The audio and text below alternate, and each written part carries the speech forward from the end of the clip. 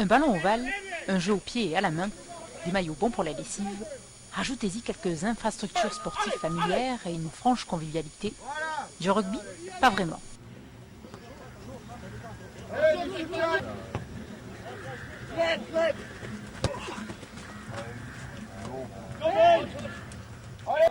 Il s'agit en fait d'un match de football australien où les Black Devils de Strasbourg, tenus noir et blanche, s'opposent sagement aux Redbacks Francfort et leurs maillots araignées. Durée des amabilités pour chaque équipe et l'heure des joueurs, 4 cartons de 20 minutes. Allez Alex. Oui Alex. Énoncé du barrel.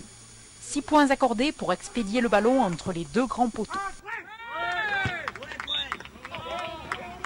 1 point entre le petit et le grand poteau. 1 point si le ballon est touché par un défenseur avant de passer entre les poteaux.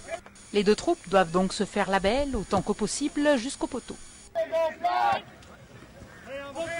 Alors comment s'y prendre? Des passes en avant ou en arrière?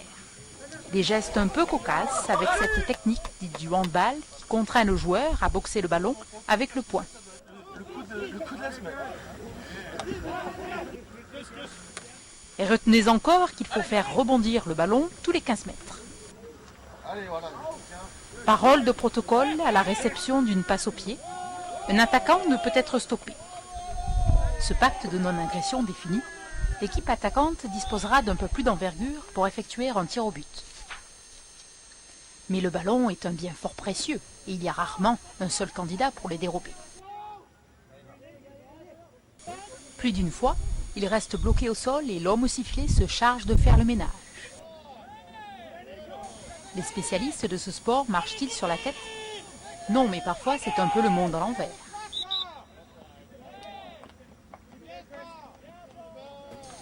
Sur le terrain, on l'a compris, pas de cadeau.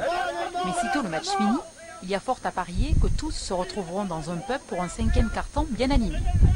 Au football australien, c'est dire si le plaisir d'être ensemble paraît bien plus important que le score final. J'aimerais dire une chose, c'est que l'adversaire il se respecte parce que si l'adversaire il n'est pas là, ben on joue pas. Donc voilà quoi, donc c'est déjà un peu pour ça que c'est beaucoup plus fair play. C'est pas comme le sport le football où on voit des bagarres pendant les matchs. Au pays des kangourous, le football australien, appelé footy par les puristes, fait pour ainsi dire partie du patrimoine national avec des stades remplis jusqu'à 80 000 personnes. En Europe, la discipline attire par sa curiosité et dans l'Hexagone, on compte aujourd'hui 6 clubs d'un autre sport au ballon ovale.